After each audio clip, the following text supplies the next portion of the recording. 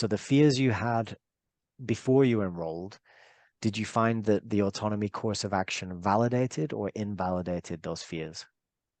I think I definitely had the fears, but I think they're not valid. I think they're just what I've been programmed with over the course of my lifetime. After the first couple of lectures and the integration exercises and talking with the other students, a lot of those fears were put to bed. The course of action invalidated them. Definitely invalidated. It invalidated them. It invalidated them. It invalidated them.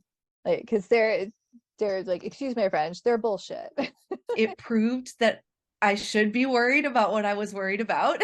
So it was like actual evidence. But, you know, it was merely because I recognized some of my own weaknesses and took very seriously the promise of autonomy, that you can turn your life around. You can become a bigger, better version of yourself if you devote yourself to doing it. And we're here to help you.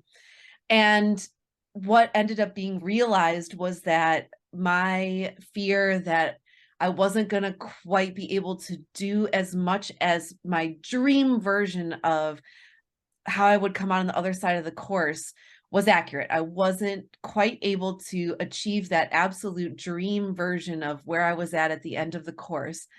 But I'm able to point to where progress was made, and I'm absolutely going to take it from the top next season and do it all over again. And I realized, like, I've been working on myself for a few years now, and, you know, doing some shadow work and inner child work and things like that. And it just, yeah, I just realized that my fears are all my own in my own head. And I'm not this like horrible, terrible ogre that nobody wants to talk to. And I don't have anything of value to offer. Because I do.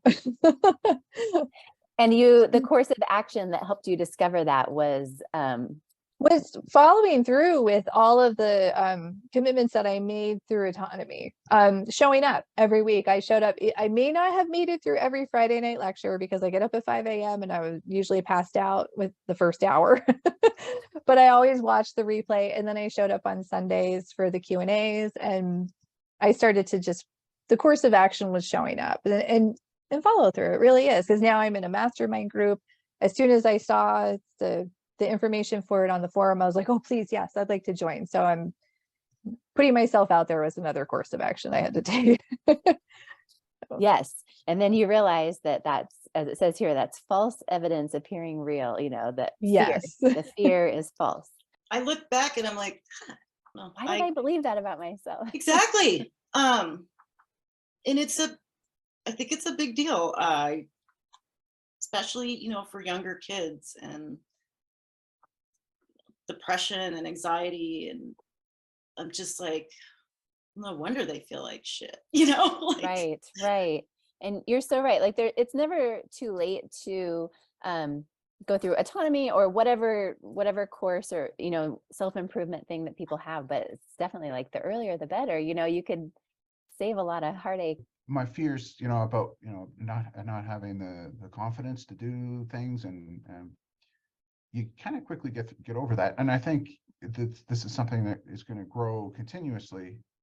The more times you do the course, more participation in the course, it's going to get even better in that regard. So yeah, it's completely invalidated my fears. I don't have that at all now.